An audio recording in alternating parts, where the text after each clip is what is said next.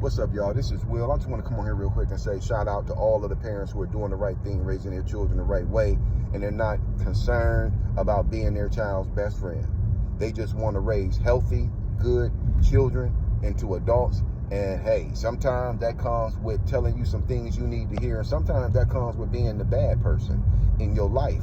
But it's all in love, because what it is those boundaries and those guidelines and the things that they put in place are set in place so that they're training wheels, so that when you become an adult, you have boundaries and guidelines and rules that you use to conduct yourself. When you don't have someone in your life who's a responsible adult, who cares about your success, cares about your future, and they just allow you to do whatever you want to do, they defend you when you're wrong. I mean, just backwards parenting. When you live under those kind of conditions, you become an adult like that. That's why we got a lot of adults who live for the weekend. That's why we have a lot of adults where the only highlight of their life is getting dressed up and going to the club, meeting somebody and having sex, and then complaining about it the next day online. So those are adults who were raised by people who either weren't consistent or gave them everything and made excuses for them. So the thing is, for those of y'all who are raising children, and sometimes you got to come down and be the hammer, sometimes you got to be the bad guy, but that's okay because you love them. Understand, man, that's love, man. Because when a person corrects you, it's because they go out of their way to do it because they want to see you successful. If a person doesn't correct you when you're wrong, when a person doesn't put you in your place or point out your wrongs when you're young, you know, a lot of times they don't really care. They don't really care.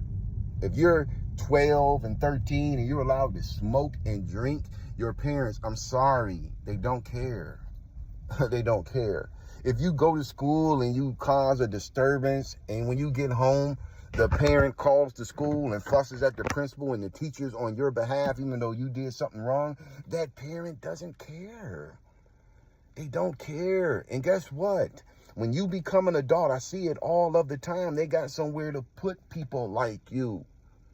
Because, you know, you set young people up for failure when you don't discipline them correctly. You set them up for failure when you don't teach them properly. Because I had a kid in one of my schools, and he was a kid who had issues at home, and his teacher knew about it. So he would always come late to class. This was about 6th grade, I think. He would come late to class every day. And what she would do, because they gave the kids breakfast in the morning, you know, like a breakfast sandwich, a milk, and then like a pastry or something like that. And that would be their breakfast at the school. So he would always come late every single day. So what she would do is she would save some breakfast for him and give it to him, have it all set up to the side. All the kids are doing work. Now, I'm the presenter, right? All of the kids are in the class.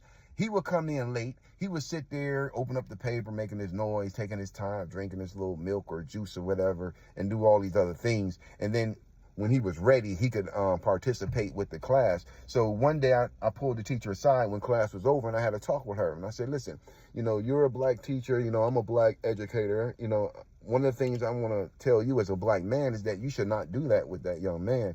Cater to him like that. And she said, well, he doesn't get that at home. And I'm trying to give him something that he doesn't get at home. And I said, I understand that. That's the mother in you. That's the nurturer in you.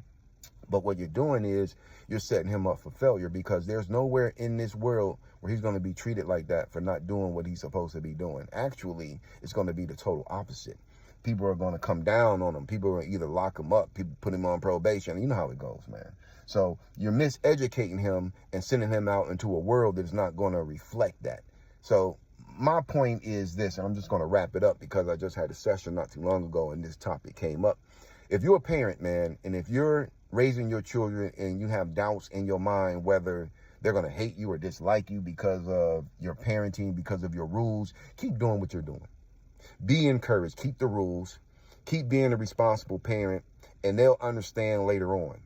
Just do what you're doing and keep the positivity, keep the rules, and keep the guidelines. I understand how it is, man. Sometimes kids won't speak to you for a few days or whatever because they're upset and they're getting older now and you can't make them talk to you, kind of thing. But understand you're doing the right thing, and it's going to pay off in the long run.